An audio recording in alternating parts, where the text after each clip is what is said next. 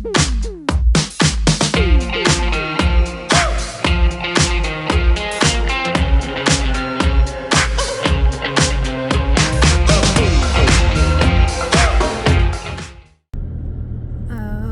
so here we are. This is my hometown.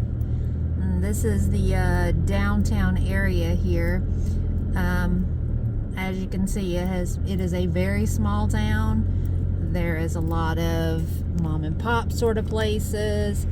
Last time I checked, the entire county, which has obviously this city in it, and then a couple of smaller incorporates, you're looking at about 3,000 people in the entire county. So super duper small. And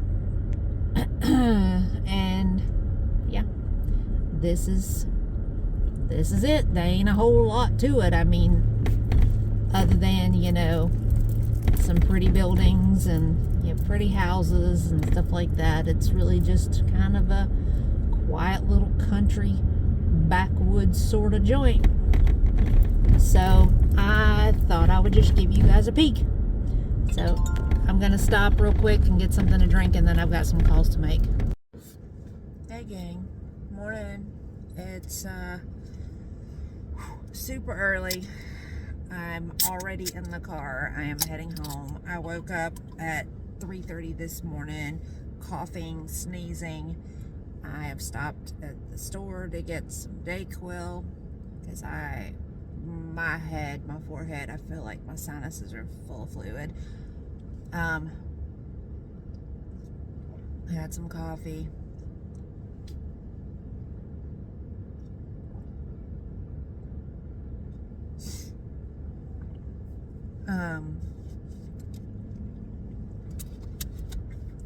My visit back went,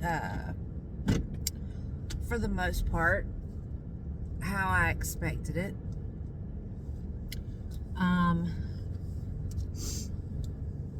Let me see. My parents' house is exactly as it was described to me. I don't know whose house that is, but that's definitely not the house that I grew up in. There are only very few remnants of anything that was my mother's, and all the stuff that was very nice stayed, or it was very cute stayed. Everything else gone. Not one photo of my mother anywhere to be seen. Not one photo of my parents together anywhere to be seen. And I'm not gonna tell a lie. I wanted to be anywhere but there because it's just really uncomfortable, you know.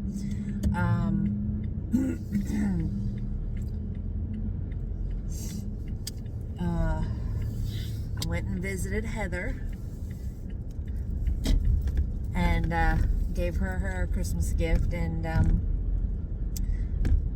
I'll put a picture of how it was when I handed it to her. Those of y'all that have seen the video, y'all already know, but she took one look at it, and she looked up at me and she said, "You are so extra." And I said, "You should be happy." I'm like, "Do you know how much time and how much spray starch it took me to get that to look that way?" She was very happy with what I got her when she finally, because we sat there and talked for like an hour before we ever even got around to that. And when she opened it, she was so excited. I got her 2 vinyl presses. One of them was Journey, and the other one was Prince, and she was ecstatic. She was like, "Oh my God, are you telling me I can go to sleep listening to Steve every night?"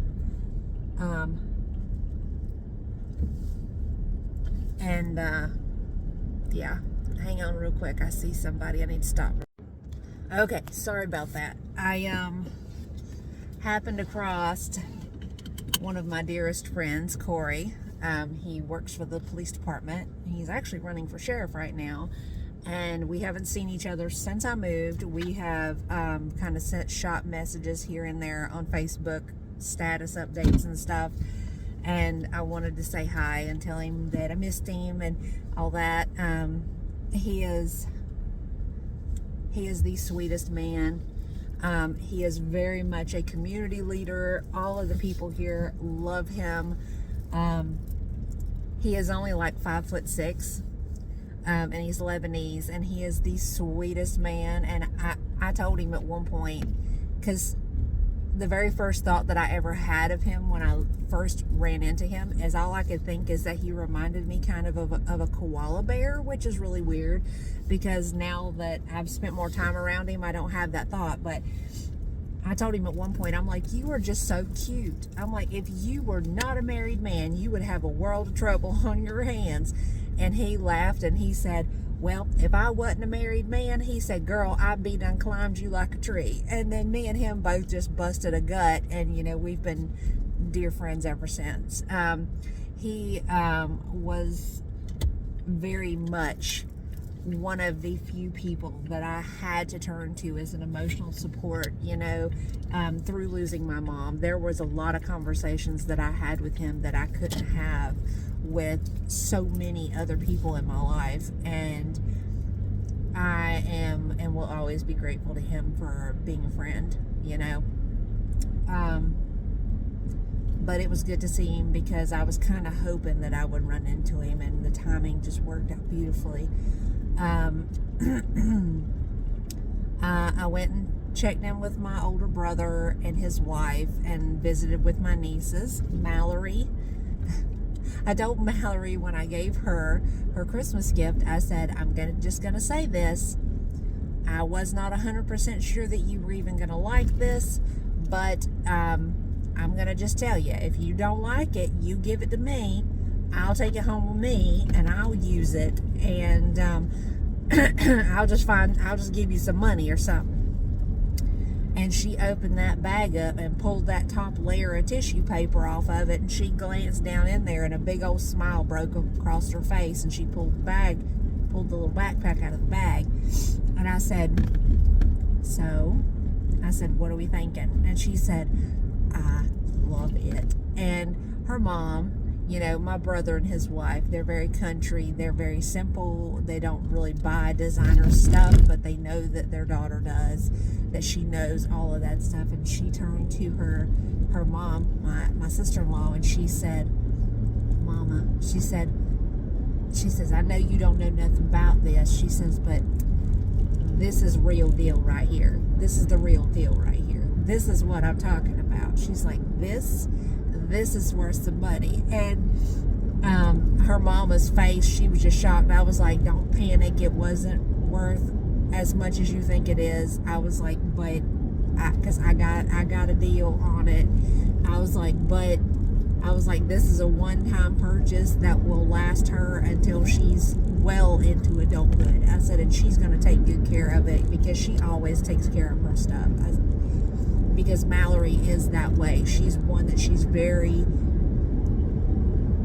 tuned in to her appearance and whether or not like her nails are clean, her clothes are clean, whether or not she's presentable. So I don't think I'll have to worry about the Kate Spade bag being destroyed or anything like that. She places some intrinsic value on items like that, and she knows that with time that they can actually be worth more, so she will actually be responsible.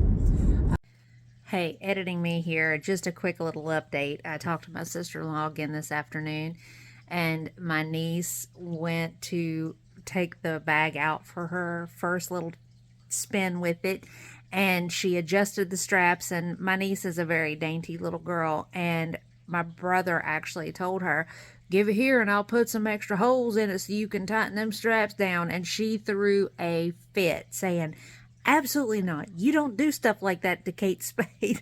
And my sister-in-law was just like, I don't get it. So I had to explain it to her that with stuff like that, with time they can actually accrue in value, especially when the bags end up getting phased out and stuff like that. And that Mallory knows that. And that's part of why she had that response, because she's trying to keep that bag as close to original as she can get it, because she knows that later on down the road it may actually be worth a lot more. So we're going to continue on. Kayla loved her workout gear. She gave me this super cute Starbucks cup that's got a mermaid on it, which is really wild, because I'm going to tell you, I stopped when I was in Destin. I stopped at Starbucks and I picked up this exact cup and looked at it, and then I was like, no, I'm not here to shop for me, so I'm going to put this back. And isn't it interesting how serendipity played itself out? So yeah, Dad absolutely, without very little prodding, actually tried on his outfit that I gave him, and I'll attach that video right here. And that's hysterical.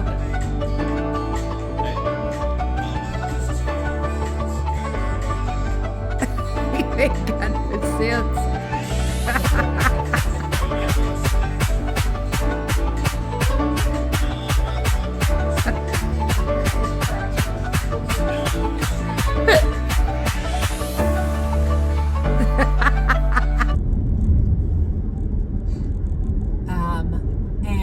We had some laughs over it. I had to put some nondescript music over it because my brother was actually playing Margaritaville by Jimmy Buffett, and my dad was doing his little thing.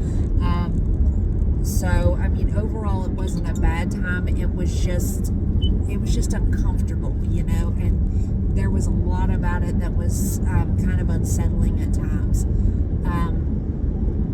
But I am headed back home.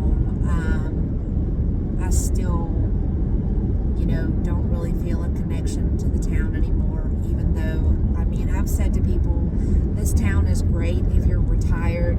This town is great if you're raising small children, because it's a small town. Everybody knows everybody, everybody looks out for each other, so this is great for that. But if you are between the ages of 18 and 60, it's really not ideal for you unless you actually have those small school-age children. So, I mean, I felt for a really long time like I was stuck here, like I was really spinning my wheels, and like I never really fit. And I had those feelings like I never really fit here for years. I mean, as far back as high school. So I have had that kind of subconsciously in the back of my mind up until the point that I decided, you know what, I'm done. I'm ready to get out. There's nothing really for me here, so I'm fixing to probably hop off here and get a move on, because I am about to hit the interstate, and just figured I would let you guys know how things went. I mean, I know you got the short from last night, and thank you guys for being so understanding that life does really kind of happen. And I didn't want you guys to feel like I had broken my word, because I did say I was going to upload every day, even if I can't do a full service upload. At the very least, I could tell you what's going on, so you're not thinking something happened to me, So yeah, it was interesting being back out in the sticks. There were a lot of deer. One change that I did notice is that, like, a lot of the wooded area that I am so familiar with has been processed and stripped of the trees of the forest, I guess, with all the influx of people moving to Florida, and calls for buildable property. I guess that's what prompted that, but it was really kind of sad to see so much beautiful wilderness be taken down for that, Alright, so I'm gonna hop off here, I'm gonna get on the move, and then I'm gonna get home and just try to relax a little bit, because my head is just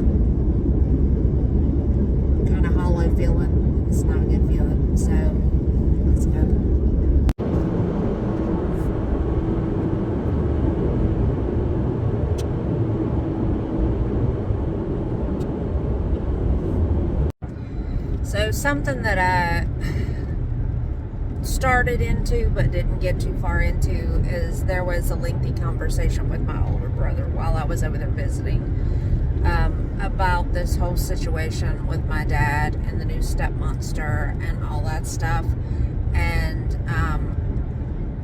my sister-in-law had told me at one point that he is taking the whole situation very hard and that there really hasn't been any conversation between them since the wedding, because apparently my dad walked right by them several times without even acknowledging that they were there, basically behaving as though he didn't know them. And the way my sister-in-law has put it is that my older brother is viewing things like my dad died the same time that my mom died, because of how drastically his behavior has changed. And you know, that's a really difficult situation for my brother, because I know I have mentioned it before, but my older brother and my older sister are adopted. They are my mom's actual biological siblings. They were the two youngest out of all of my aunts and uncles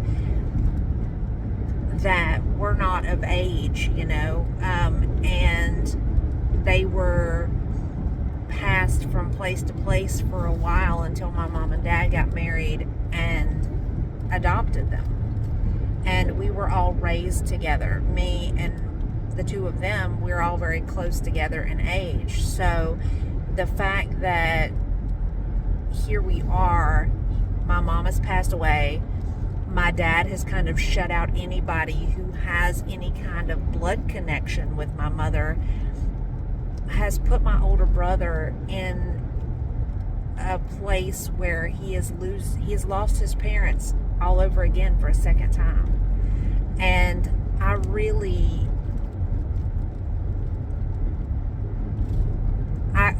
understand the sentiment, because I don't recognize my dad really anymore. I mean, he is my dad, I can acknowledge that, but I don't know him anymore. I mean, in a prior clip on here, I actually said at one point, I have found out that I've been lied to. There has been a few things that I have been told that my dad has willingly lied to me about. And stupid stuff, you know? And it's really kind of hard to swallow, mainly because you know, it isn't like he has to justify anything to me, but I mean, just be honest. You know, I don't think that's really asking a lot. I mean, I have, in relation to the circumstances, even though 9 times out of 10 when I have said how I feel about things or the perspective that I have on things, it eventually ends up turning into a fight, because he doesn't want to hear what anybody has to say. He just wants what he wants when he wants, you know. It's I mean, at least I'm being honest, you know, and I'm really not even ugly about it. It's just like, look, here's what I see, here's how I feel about what I see, and I need you to understand that this is concerning, you know. And he has kind of taken this stance where he expects everybody to fall in line with what he's doing, even though everybody out here that cares, we're all standing off to the wayside going, what do we do with this? You know? And I made the comment at one point when I was talking to my brother about it. I said, you know, if it come right down to it, And she told him, it's either your kids or me. I said, I'm honestly and sincerely calling into question whether or not he would choose her over us. Because he's already chosen this woman over some of his children. And I really have trouble wrapping my mind around that. And my heart really hurts for my brother, because, I mean, he doesn't really ask a lot, you know? He has always been incredibly independent and stubborn and kind of went his own way with things, but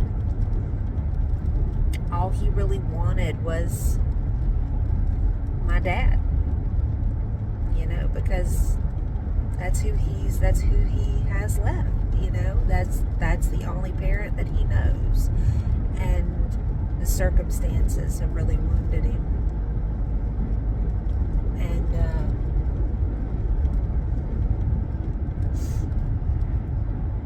it makes me very nervous about where things may lead, you know.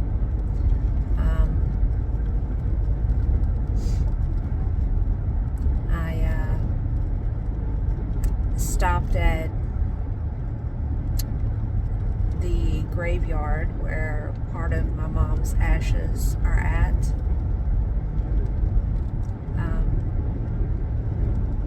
Sat down and had a pretty lengthy conversation about everything and about how I feel, and it's incredibly strange to talk to a chunk of granite, you know.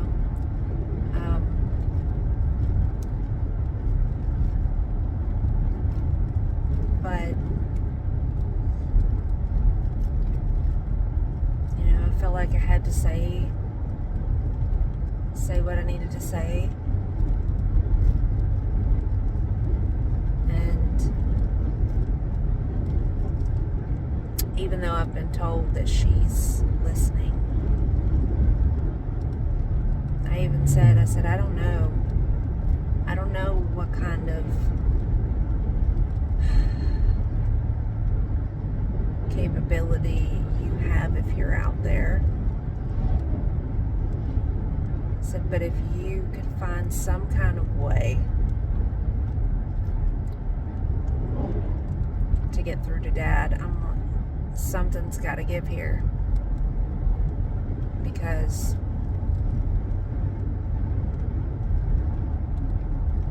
the way he's going, he's going to burn it all to the ground. He's not going to care so long as he's continuing to get his way. And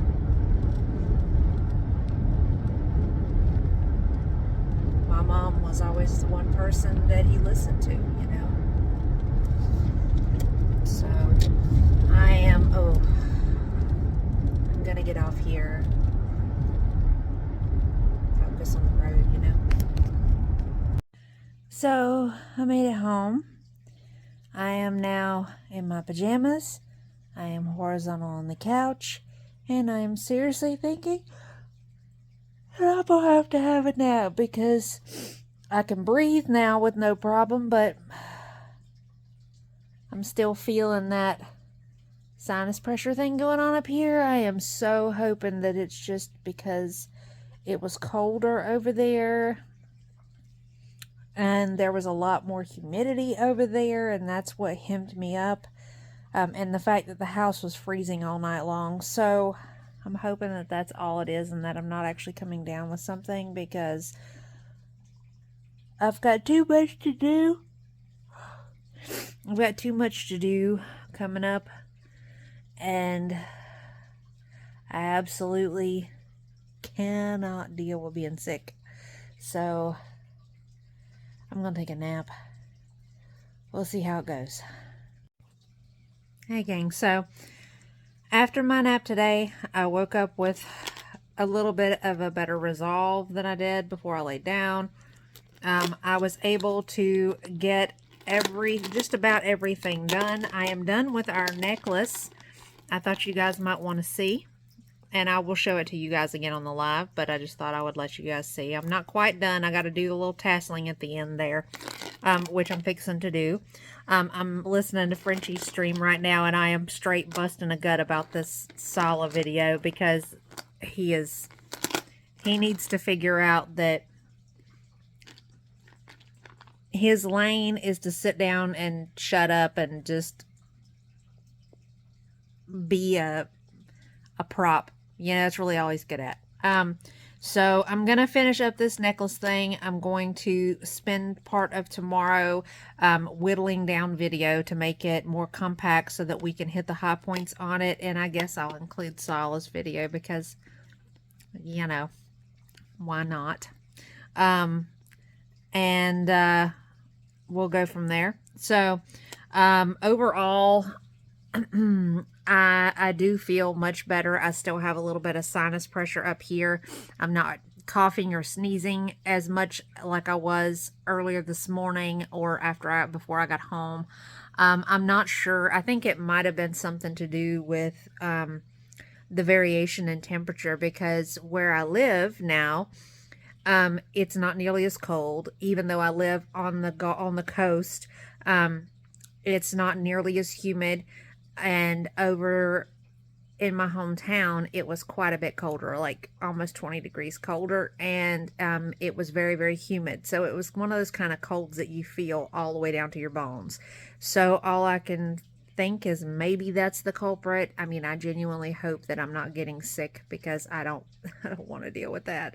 So I'm going to throw everything together so that you guys can